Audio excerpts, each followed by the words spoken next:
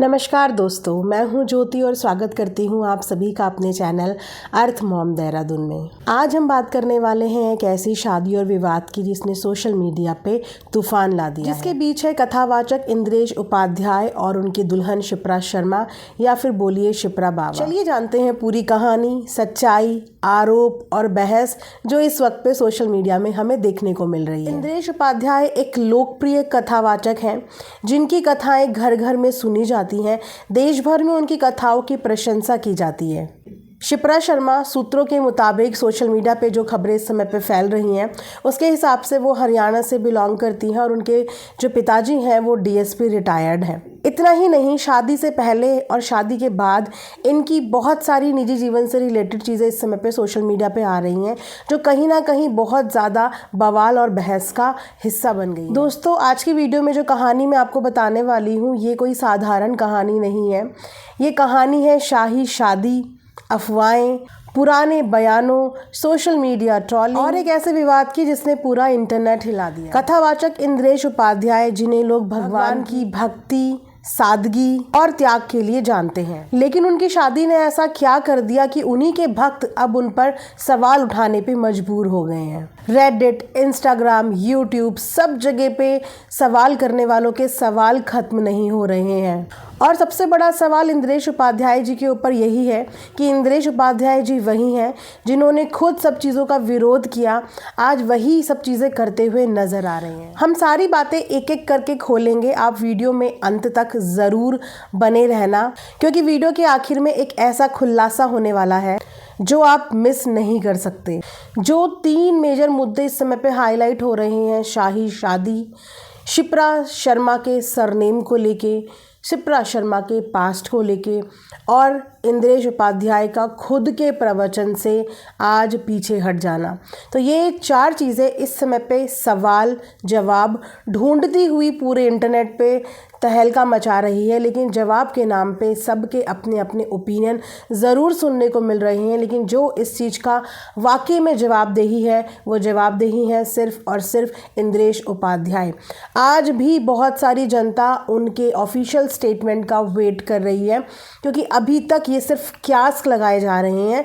इन सब चीज़ों के प्रमाण अभी तक सामने नहीं आए हैं, लेकिन हाँ, आग तभी लगती है जब कहीं ना कहीं चिंगारी उठती है। हमारे बीच में से ही कुछ लोगों का ये भी मानना है कि ये उनका पर्सनल मैटर है और इस चीज़ में हमें हस्तक्षेप नहीं करना चाहिए। लेकिन उसी के साथ साथ जैसे ही इंद्रेश उपाध्याय की शाही शादी की वीडियोज़ वायरल होने लगी, उसी बीच में एक और वीडियो बहुत तेज़ी से वायरल हो रही थी। अगेन ये किसी और की वीडियो नहीं, खुद की इंद्रेश उपाध्याय जी की वीडियो थी जहाँ पे वो अपने प्रवचन में एक लाइन बोलते हुए नजर आ रहे थे, जो लाइन मैं डेफिनेटली आप लोगों के आगे भी ज़रूर सुनाऊंगी। विवाह में माला पहनने का कोई रिवाज नहीं है, शादी में दिखावा नहीं होना चाहिए, सादगी ही सबसे बड़ी पूजा है। जी हाँ, ये 4 लाइनें जो इंद्रेश उपाध्याय के प्रवचनों में लोगों ने सुनी और जब उनकी शाही शादी की वीडियोस तेज़ी से वायरल होने लगी तो उनका यही प्रवचन भी दूसरी तरफ तेज़ी से वायरल होने लगा कि जो ये लोग जनता को सिखाते हैं, दुनिया को सिखाते हैं, जिस नक्शे कदम पर ये दुनिया को चलने की सलाह देते हैं, आखिर ये खुद उस नक्शे कदम पर क्यों नहीं चल पाए। सवाल जनता का था, लेकिन जवाब इसका कहीं ना कहीं इंद्रेश उपाध्याय जी के पास ही है। हमारे बीच से ही लोगों के प्रश्न उठने लगे कि गुरुजी आप खुद सादगी का उपदेश देते हैं और आप खुद एक भव्य शादी कर रहे हैं, क्या एक कथावाचक को ऐसा दिखावा शोभा देता है? दूसरों को प्रवचन और खुद एक ग्रैंड मिनी वृंदावन। हर जगह ट्विटर, इंस्टाग्राम, रेडिट पे मीम्स फैलने लगे। उसके बाद अफवाहों का एक और एंगल उठा। शिप्रा शर्मा, क्या वो पहले से शादीशुदा हैं? क्या पहले उनका सरनेम बावा था? क्या नाम बदला गया है? इनफैक्ट कुछ यूज़र्स तो कुछ तस्वीरें भी शेयर करते हुए नज़र आ रहे हैं जिसमें शिप्रा शर्मा किसी और इंसान के साथ देखी जा रही है। काफ़ी सारी ऐसी फैमिली पिक्चर्स भी सामने आई है जो कहीं ना कहीं शिप्रा शर्मा की पुरानी ज़िंदगी से जुड़ी हुई हो सकती है। जहां सोशल मीडिया के एक हिस्से ने भर भर के आलोचना की, वहीं पे सोशल मीडिया का एक हिस्सा वो भी था जिनका कहना ये है शादी निजी जिंदगी है, हर व्यक्ति अपनी पसंद की शादी कर सकता है, भव्य शादी का मतलब गलत होना नहीं होता, प्रवचन और निजी जिंदगी को अलग अलग देखना चाहिए। कुछ लोगों का कहना ये भी है कि अगर उन्होंने शादी ग्रैंड की है और अपने प्रवचन में सादगी जैसी चीज़ को उन्होंने सिखाया है, तो इसका मतलब ये नहीं है कि वो कभी भी कोई भी फंक्शन ग्रैंड नहीं कर सकते। हर फंक्शन डिपेंड करता है कि वो किस तरह का फंक्शन है, क्योंकि जीवन में अलग अलग मौके आते हैं और उन्हीं मौक़ों के हिसाब से कोई भी फंक्शन किया जाता है। और इसी बीच आता है अक्षरा सिंह का माफ़ी का वीडियो। शादी के बीच में एक और ट्विस्ट आया जब भोजपुरी एक्ट्रेस अक्षरा शर्मा ने अपना माफ़ी का वीडियो रिलीज़ किया। माफ़ी का वीडियो देने के साथ साथ अक्षरा शर्मा ने शिप्रा शर्मा का एक पुराना वीडियो भी शेयर किया, जिस वीडियो में ये बोला गया था कि शिप्रा शर्मा को साक्षात भगवान के ईश्वर के दर्शन हुए। इस बात ने भी अलग अलग प्रतिक्रिया पैदा करी। कुछ लोगों ने इसे भक्ति एक्सपीरियंस तो कुछ लोगों ने इसको अतिशयोक्ति बनाया। तो दोस्तों, असली सवाल ये है कि क्या इंद्रेश उपाध्याय की भव्य शादी गलत है? क्या पुराने प्रवचनों और वर्तमान में मेल न होना एक हिपोक्रेसी है?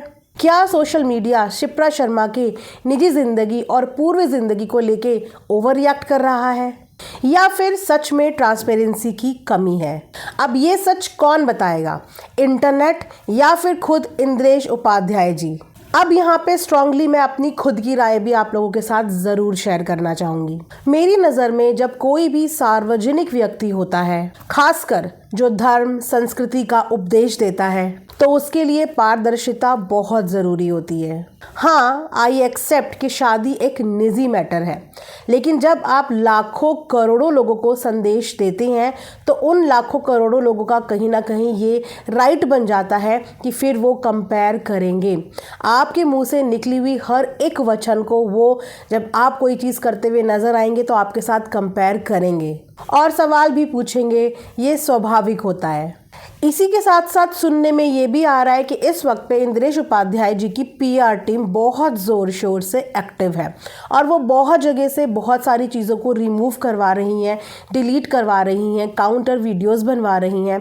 तो इन सब चीज़ों को करने से क्या आप लोगों को लगता है कि जनता के मन में जो सवाल चल रहे हैं वो ख़त्म होंगे, या फिर वो सवाल ख़त्म होंगे सिर्फ और सिर्फ इंद्रेश उपाध्याय जी के सामने आने के बाद? क्योंकि लोगों ने उन पर विश्वास जताया है, लोगों ने उनके एक एक प्रवचन को दिल से लगाया है और अपनी निजी ज़िंदगी में उसको इम्प्लीमेंट करने की कोशिश की है। तो जब इतने बड़े बड़े गुरु महात्मा एक कथावाचक जब कथा सुनाते हैं और जब करोड़ों लाखों लोग हाथ जोड़ के वो कथा सुनते हैं, तो उनकी बोली हुई एक एक बात पे वो अमल करने की कोशिश करते हैं। एक तरीके से उनको अपनी इंस्पिरेशन मानते हैं, उनको अपना गुरु मानते हैं।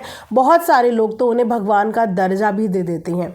तो जब खुद भगवान का दर्जा जिसे दिया होता है वो ये सब चीज़ें करते हुए नज़र आते हैं, तो जनता का आक्रोश या जनता का प्रेम दोनों ही स्वाभाविक है, क्योंकि हर जनता एक अलग दृष्टिकोण से देखती है और उसी दृष्टिकोण के मुताबिक वो यहाँ पे रिएक्ट कर रही है। बात पर्सनल और बात भव्य शादी की नहीं है, यहाँ पे बात है सच और झूठ की, कि सच छुपाया क्यों जा रहा है और झूठ चिल्ला चिल्ला के सामने क्यों आ रहा है। मैं देख रही हूँ कि बहुत सारे लोग इस चीज़ को काउंटर करते हुए भी यहाँ पे सामने आए हैं, लेकिन उनके आने के बाद क्या ये सवाल ख़त्म हो जाएंगे? क्योंकि जवाबदेही तो इंद्रेश उपाध्याय जी की बनती ही है और अभी भी ये जनता उन्हीं के मुंह से सच सुनने के लिए बेसब्री से इंतज़ार कर रही है। तो मुझे लगता है कि कोई भी पीआर स्टंट, कोई भी पीआर की धमकी, डराना, वीडियो टेक डाउन कराना, चीज़ें डिलीट कराने से ये मैटर शांत नहीं हो पाएगा, क्योंकि ये सवाल है करोड़ों लोगों के विश्वास और उनकी आस्था का, जिसका सिर्फ एक जवाब है और वो है इंद्रेश उपाध्याय के मुंह से निकले चीज़ें और वो इन चीज़ों को क्लियर करें। अगर आप लोग मेरी बातों से सहमति रखते हैं तो प्लीज़ कमेंट सेक्शन में अपने विचार मेरे साथ ज़रूर शेयर करना। मिलेंगे नेक्स्ट वीडियो में। अपना ढेर सारा ध्यान रखिए। राधे राधे।